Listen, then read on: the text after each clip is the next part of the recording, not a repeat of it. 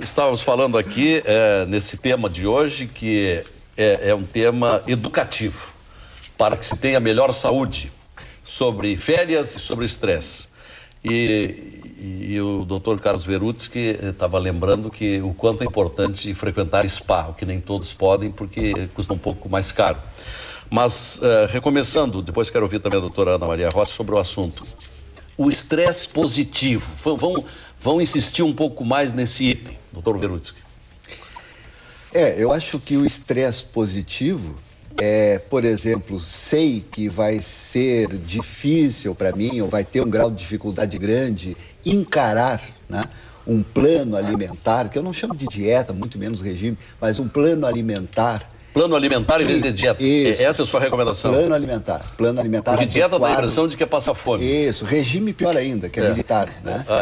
Mas, exato. Plano alimentar. Plano alimentar. Plano alimentar. E saber assim, bom, eu vou ter que me esforçar em fazer mudanças do meu plano usual. Por isso que eu chamo de plano alimentar. O que nós vamos fazer é a alteração do plano usual da pessoa. Não é dar dieta.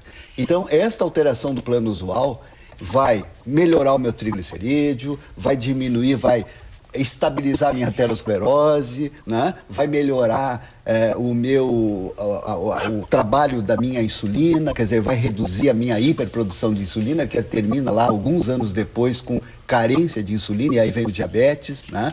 Então, eu acho que esta capacidade da pessoa de dizer, bom, eu vou me esforçar eu acho que é um estresse. Eu ia complementar. A pessoa vai se estressar para conseguir fazer isso. Se ela tiver êxito e se adaptar, aí é o estresse positivo, né? Tu teve um benefício a partir daquele processo de adaptação. Se ela ficar, por N motivos, tentando, entrar numa dieta, fazer um plano alimentar e se frustrando, é muito provável que ela vai se estressar e o êxito não vai ser adquirido. Nesse caso, seria um gasto de energia ou um estresse que traria prejuízo para a pessoa. Nós estamos falando do corredor agora. A quem faz corrida, quem participa de maratona, tem que treinar para a maratona. Isso é um estresse. É um estresse. Ia ser bom estresse ou mau estresse? É assim. Isso, todo atleta de alto rendimento, ele produz mais radicais livres, óbvio. Óbvio. Ele faz uma inflamação quando treina ou quando compete. Só que o aparato dele antioxidante é maior. Então ele está num nível maior de estresse, mas com um aparato anti-estresse também alto. Deixa eu lhe formular outro exemplo, doutor Verutski. Quando uma pessoa de qualquer área de atividade, seja na engenharia, na medicina, no jornalismo, tem pela frente uma tarefa de grande responsabilidade, uma tarefa de exceção, em que precisa se sair bem, render bem. E fica naquela tensão, naquela expectativa preparatória para aquilo, até que acontece o evento para o qual ele está se preparando. Esse estresse, ele é positivo ou negativo? Ele é positivo, mas a pessoa modularia ele, por exemplo, ele saindo para fazer uma atividade física. Então é recomendável fazer isso? Claro, até porque a capacidade de oxigenação cerebral vai ser maior e ele poderá refletir sobre o que ele irá dizer. Então é um bom remédio preparatório. Óbvio. Prepara melhor o intelecto. Claro, exatamente. Então, a rigor, como a maioria das pessoas que nos escutam nesse programa, de um modo geral, estão sempre diante de compromissos sérios, tem seriedade no que fazem, deve intercalar com exercícios físicos. Saiam para fazer exercício para pensar, para refletir. A cabeça funciona melhor. Isso, exatamente. Doutora Ana Maria Rossi. Eu queria voltar um pouquinho aqui. Mas esse tema aí é bom, né? Não, é fantástico, é fantástico. Mas assim, o estresse, ele em princípio, ele é neutro, ele não é nem positivo nem negativo. Ele é uma situação que requer uma adaptação, em princípio, neutra. Ele vai se tornar positivo, que nós chamamos de eustresse, ou negativo, que nós chamamos de estresse, de acordo com de acordo com a cor das lentes que a pessoa vai usar para filtrar aquela realidade. Então, se pode pensar que uma pessoa positiva, uma pessoa otimista, ela vai filtrar essa realidade de uma forma mais positiva. Por exemplo, em vez de ver um obstáculo, ele vê um desafio. Mas assim, uma doença na família, para a maior parte das pessoas, será um estresse negativo. o nascimento de um filho planejado ou tirar as férias planejadas, para a maior parte, será um estresse positivo. Mas falar em público, para algumas pessoas é um estresse extremamente positivo, porque elas se sentem competentes, gostam de dividir o seu conhecimento, mas para outras é uma experiência devastadora. Elas deixam de ir a um programa fora do Brasil porque terão que apresentar um relatório, deixam de aceitar uma promoção porque terão que se reunir com o seu grupo. Enfim, então depende quase que exclusivamente da cor das lentes que a pessoa vai usar para filtrar a realidade. E como é que se trata essas pessoas? Cognitivamente, eu concordo com o Dr. Verutsky a respeito da grande importância da atividade física, mas eu acredito que o furo é um pouquinho mais embaixo. É a maneira como a pessoa vai filtrar essa realidade e tem tudo a ver com a expectativa que tu estavas falando. Porque nós sofremos pela nossa expectativa. Eu acho que esse projeto tem que ser aprovado e tem que ser 100%. E não foi a Cristina disse que meu projeto não estava 100%, ela deu uma opinião. Okay? Então, eu acho que o nosso grande ponto nevrálgico é a nossa expectativa. E nós precisamos lidar com a nossa expectativa de uma forma positiva, ter flexibilidade e criatividade para ter sempre um plano B. E acho que a corrida, a atividade física... Quem tem só o plano A é muito estressante, frustra muito. Agora, a atividade física, ela vai ajudar a pessoa a ter mais autoestima, mais autoconfiança. Isso. Ela se desafia com aquela atividade, mesmo que seja caminhar 1 quilômetro em 20 minutos, mas ela sabe que ela pode fazer aquilo. Então, cada um dentro do seu limite. Então, E quando a pessoa se prepara bastante para aquela tarefa que está lhe deixando ansiosa, aí ela não vai ter estresse. Até o contrário, me parece, isso acontece com muita gente. No jornalismo acontece muito conosco. Quando temos que apresentar um trabalho de exceção, de grande repercussão, se nós nos preparamos bem para aquilo, revisamos, repetimos, analisamos, tal, a gente, ao invés de estar tenso, a gente está ansioso para apresentar aquilo porque sabe que vai dar certo. É o estresse positivo. Esse é o positivo. Esse é o positivo. Mas se não estiver estressado, tu vai botar todo mundo a dormir. Porque o estresse é justamente o que tempera a nossa vida. A energia. A energia. Pode continuar no mesmo assunto? Podemos continuar no mesmo assunto. Na realidade, assim, a questão das férias também... Vou mudar um pouquinho, vou incluir outra questão, assim, que às vezes as pessoas não se planejam, não pensam e não executam, porque acham que as férias eu vou ficar sem fazer nada.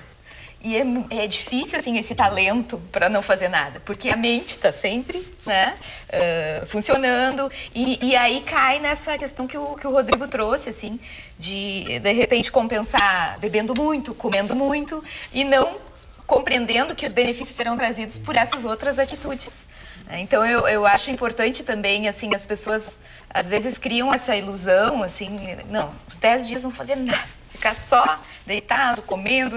Então, isso é mais comum do que a gente imagina, assim, né? E aí voltam pior, né? Voltam pior. E aí a responsável por recursos humanos, eu não sei em que medida participam, mas não seria de ativar mais, intensificar mais essa participação, orientando o trabalhador, seja de que nível for, qual a melhor maneira dele aproveitar as férias? Eu acredito que sim. Muitas empresas têm programas de qualidade de vida que devem incluir esse tema também, né? Assim como existem programas de preparação para aposentadoria, para que as pessoas não adoeçam, não caiam num vazio.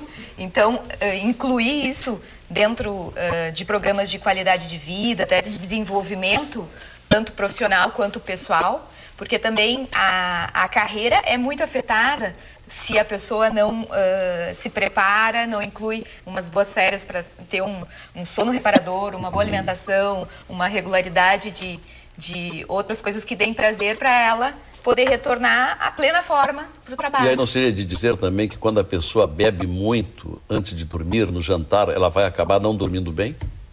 Acredito que isso é estressante. Né? Aí no outro dia amanhece pior. Sim. E aí entra naquele círculo vicioso. E de novo aquele aspecto assim, tem estudos bem recentes associando risco de desenvolver obesidade com horas encurtadas de sono. Então, o estresse pode engordar ou não pode? Pode. Porque uma das situações é a pessoa passar a não dormir as suas 6 horas, 7 horas no mínimo. Qual é o mínimo que nós devemos dormir? 6 a 7. 6 a 7. Mas um sono reparador, né? Aquele que vai até o REM. Exatamente. É a quarta mais etapa, profundo. mais profundo. Mais profundo. Quer dizer, acordar 4 vezes de noite, levantar, não é um sono reparador, né? Então, eu acho que o repor as energias, né? O recarregar as baterias, está muito ligado a uma qualidade de sono, né? Então, o quanto as pessoas vão dormir com os problemas do dia e com os do próximo dia. Não conseguem, né? E é verdade que comendo muito e bebendo de noite não vai dormir bem? Isso é normal? Ah, sim, absoluto. Então a pessoa deve comer e beber quantas horas antes de dormir? Olha, antes de dormir, dependendo também do comer copiosamente ou beber, vai depender muito, mas pelo menos umas 4 horas antes de dormir. Horas. Porque é muito comum a gente ver, aqui no Rio Grande do Sul, que é meio diferente, o resto do Brasil as pessoas estão mais próximas de praias e clima melhor, mas no Rio Grande do Sul e Santa Catarina nós temos um período de isolamento, a maioria vai para a praia. E a gente anda num restaurante ali pelas 9, 10 da noite, aquelas mesas fartas, e vá cerveja, e vá churrasco, e vá galeto, e pizza. E aí a gente fica imaginando, puxa, mas são 10, 11 da noite, essas pessoas vão dormir daqui a 1 hora, 1 hora e meia, que sono terão? Estão comendo carne de porco, ou estão fazendo um carreteiro com carne do churrasco que sobrou, que são carnes que vão demorar 8, 9 horas para ser digeridas. Nossa. Como é que você vai querer dormir bem? Não tem como. Não tem como. Não é mesmo? E aí as férias não são boas, né? Claro. Mas está comendo e bebendo, né? Quer dizer, a ideia de que eu estou fazendo... estou aproveitando. Doutor Rodrigo. Esporadicamente, eu acho que até, né, de novo, a gente está falando de situações que ficam cronificadas e sistematizadas. Então, bom, se tu vai ter um churrasco da tua família de vez em quando, é até um fator positivo que tu consiga, né, compartilhar com... Mas o problema é que tu liga no modo on, e aí todos os dias vai ter um carreteiro, né, uma ambrosia. Eu estava falando antes de começar o programa com a Ana, dizendo para ela que muitos pacientes meus estão voltando agora das festas, que eu comecei a atender dia 3, com menos peso. Mas como isso? Com as festas todas? Sim, eles fazem festa na ceia de Natal, fazem festa na virada do Ano Novo, mas nos outros dias eles estão dentro do plano adequado de alimentação. E fazer a compensação. Exatamente. Isso é flexibilidade. Claro. Come muito no Natal e no Ano Novo, mas 2, 3, 4 dias depois reduz consideravelmente. Não seguem comendo o que sobrou da ceia de Natal. Esse é o segredo. Mas é um número menor de pessoas, são mais metódicas. São aquelas que aceitam receber a orientação. Então, isso que é importante. Né? Acatam. Não é orientar, são orientadas. Não, as que aceitam, porque todas são orientadas. Mas tem umas que aceitam, são respondedoras, que nós chamamos, não é mesmo? E a Ana trouxe uma coisa que eu concordo, que são esses pressupostos, né, na área da cognição, a gente trabalha com a ideia de crenças. Então, se tu tem uma crença de que tu é incompetente, ou que tu é impotente, ou que tu não vai conseguir ter um desempenho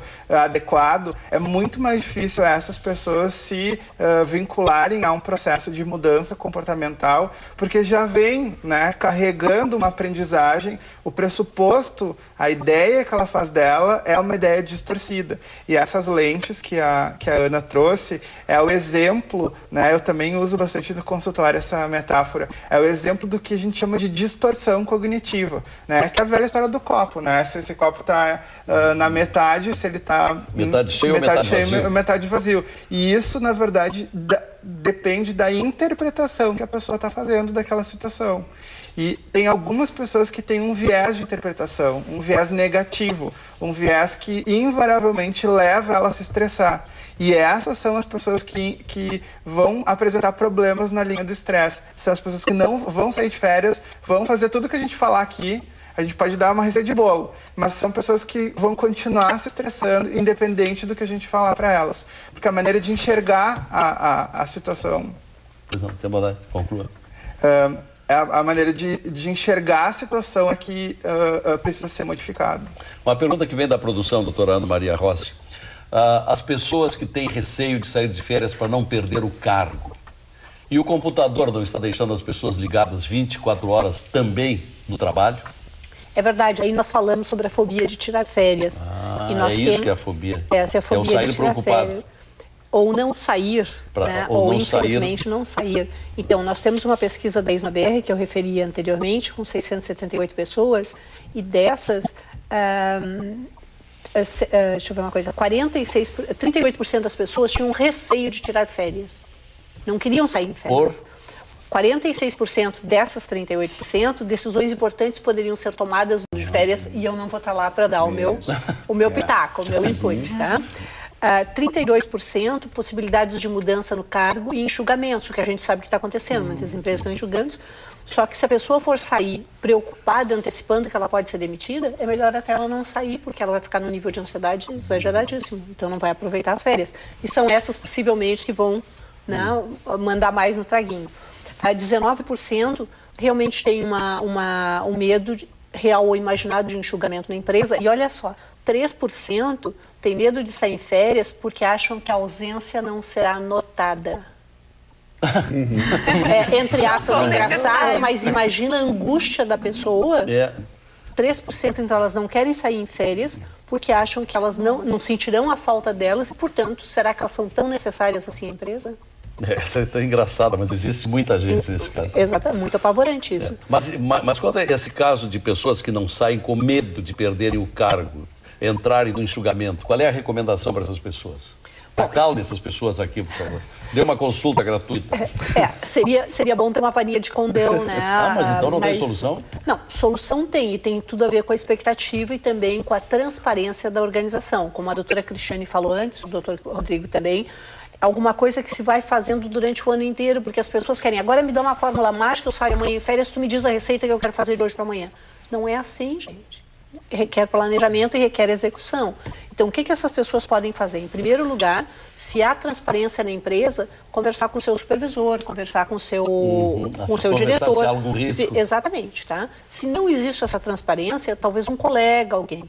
Agora, se a pessoa se sente com muito risco, que ela se sente muito amedrontada, talvez não seja o melhor momento de ela sair, porque não adianta ela sair fisicamente do trabalho e levar aquela carga enorme com ela, e daí ela fica cada segundo no telefone, e daí houve alguma coisa, ela não está em férias. Perfeito. E nós temos hoje em dia uma grande desvantagem, que para muitos é uma grande vantagem, nós levamos o escritório conosco.